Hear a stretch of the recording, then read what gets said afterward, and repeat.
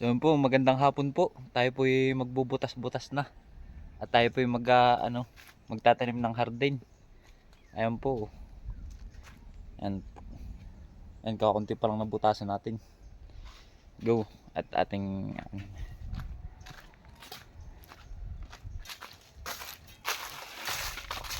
ayan po ang kasama natin, si tatay oh.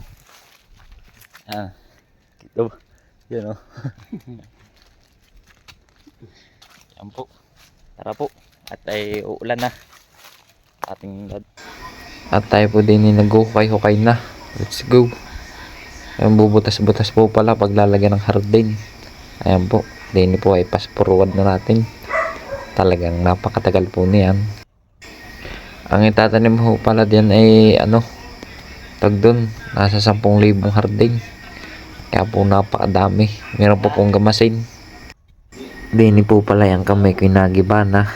Puro libtok na. Ayan. Nakakailang butas pa lang po yung kamay po ay nagigiba na. Aray ko. Ay si tatay doon ay hindi pa nagigiba ang kamay. Yan ang kapal naman kami niyan ay tinatawa na lang ako. Aray mo. Ay hala ho. Kayo po ay manood na lang. Let's go.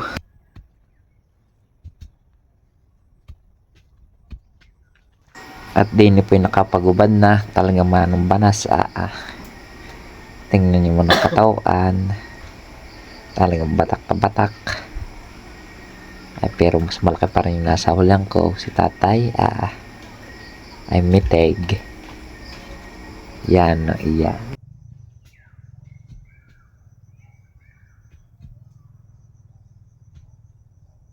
At din ho tayo po'y maglalagay na sa butas-butas ng hardin. Ayan po. Ganyan na po. Tusok ng tusok laang. Pero po ang bugsok na halos isang dangkal. At yan pong hardin natin tinatanim ay may ugat na. Yan po muna bago itanim ay pinapaugatan po. Ay binabatid po ng ilang linggo. Kaya po ilalagay sa bugsukan. Kung baga po sa malambot na lupa. Para paugatin. Dalo pong klase yan. Pwede yung batid na lang sa tubig. Or itatanim sa parang kusot yun. Yan po.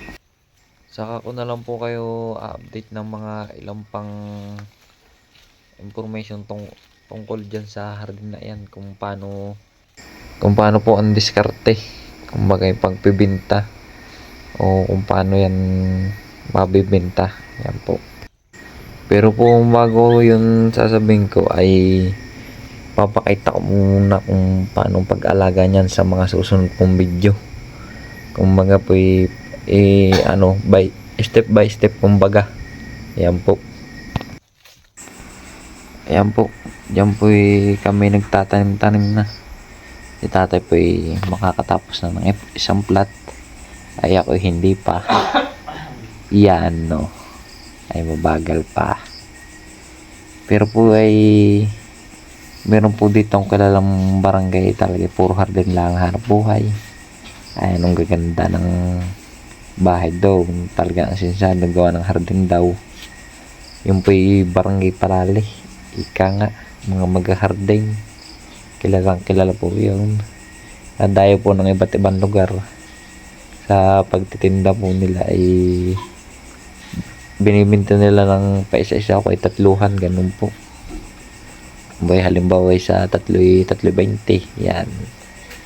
Ay tiyagaan lang daw po nga ay nga. Pero po yung iba pong gawa ay bultuhan. Kung magay maramihan kung magbinta. Kung mga po may kukuha ng buyer na halimbawa isang sako ganun. Sila na po bahala mag-usap dun. Ganun po nakikita ko ay.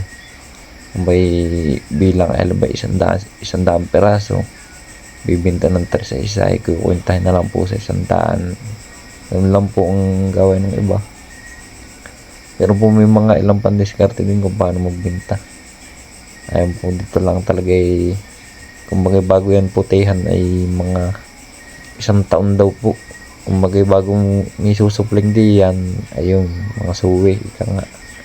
Yan po'y gaganda na. Sa una lang po'y parang walang mangyayari. Kumbaga mga lanta pa.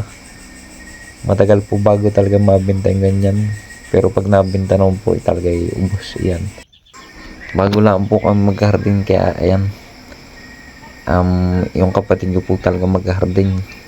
Yan po yung dala niya. Mga 1,000 ata po na yung tanim. Para kay mga sa 3 sako po yung 1,000. Ang papatanim naman po yung mga 10 ay talaga pong dudugo ang kamay ko rin eh. Pero ako po tumulong lang dyan ng counting si tatay po nagtatanim talaga.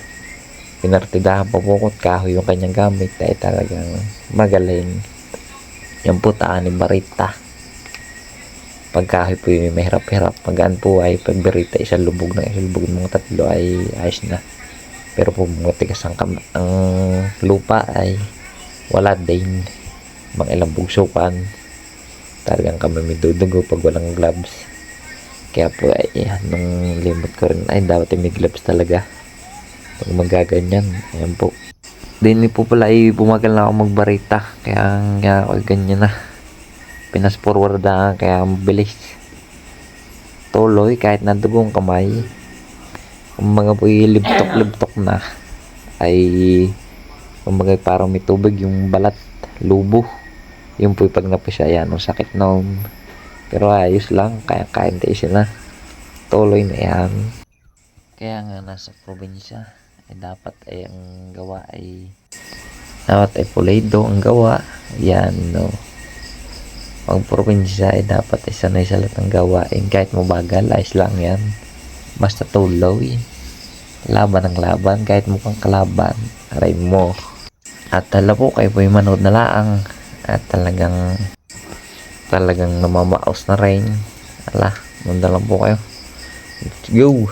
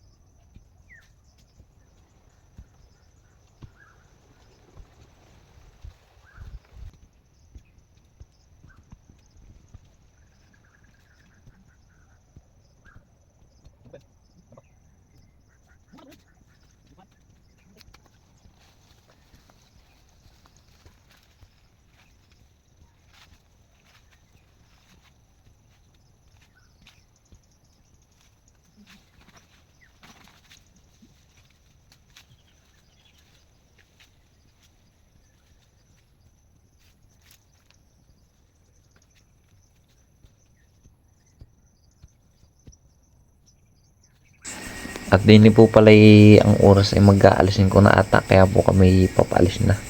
Ayan po yung mga natanim nung nakaraang mga araw. Yan po yung baki nasa 1,000 na daw. Ayan ay pa 2,000 yung dala. 3 sako ulit ang dinala ni kuya. Ayan po ang kubuhan. Pwede rin yung tulugan. Kaya lang ay merap din. Baka mamay katabi may sawa. Aray mo. Tapos ayan pa po yung tabasin. Yung 1 dercho po yan. Ayan po. Sukalan po yan. Pero ang gagawin dyan ay bubumbahin na lang po muna tapos sa kagagamasan. Ayan po may mga niyog pa po diyan. Yan po yung nabunga na diyan ay. Yan po yung dating baling huyan. Ginawa yung dating baling huyan. Pero ngayon po yung tatan may hardin lang. Kung natagalan na po. Ayan po. Nag-uli-uli malaang. Yung si tatay po tuloy pa po yan. Ako po yung naunan dyan kay tatay. Let's go! At din po yung naipa po yung itatanim naming harding. Yan po ay bukas namin tatanim. Ayan po. Napakadami po na yan. At ayun lang po. Maraming salamat po sa inyong panood.